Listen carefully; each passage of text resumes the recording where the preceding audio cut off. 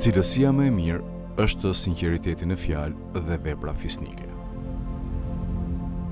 Kjo thënie nxitëse thekson rëndësinë e dy aspekteve themelore të karakterit të një personi, sinqeriteti në të folur dhe veprimet fisnike. Për ta kuptuar domethënien e sinqeritetit në të folur dhe veprimeve fisnike, do t'i drejtohemi Kuranit për sqarim. Allahu në suren Ahzab ajeti 70 thot: O ju që besuat, kini frikë Allahun dhe thoni fjalë të sinqerta. Ky ajet thekson rëndësinë e të folurit të fjalëve që janë të drejta dhe të vërteta. Ai inkurajon muslimanët që të jenë të ndërgjegjshëm për fjalimin e tyre, duke siguruar që ai të përputhet me parimet e drejtësisë dhe të vërtetës.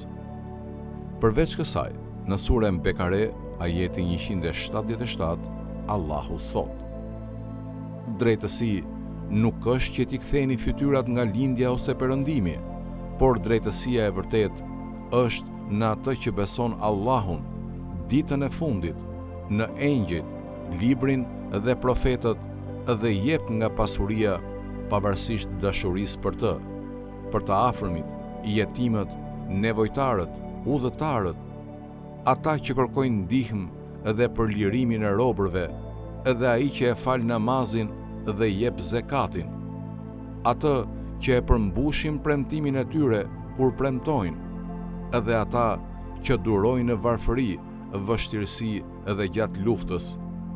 Të tillët janë ata të sinqertit dhe të tillët janë ata të devotshmit.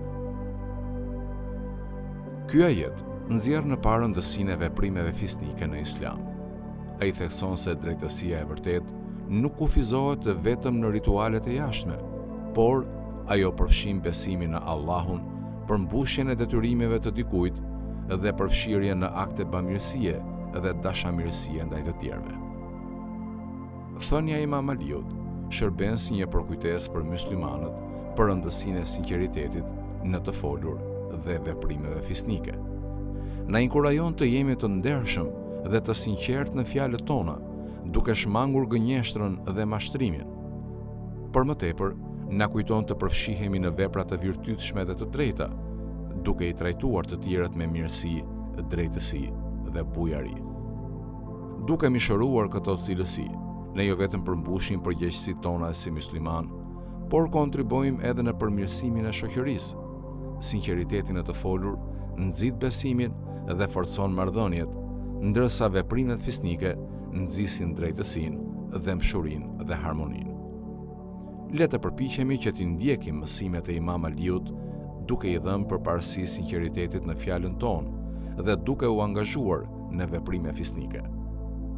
Allahu na udhëzoft në rrugën e drejtësisë dhe na dhënë të aftësinë për t'i mishëruar këto cilësi në jetën tonë të përditshme.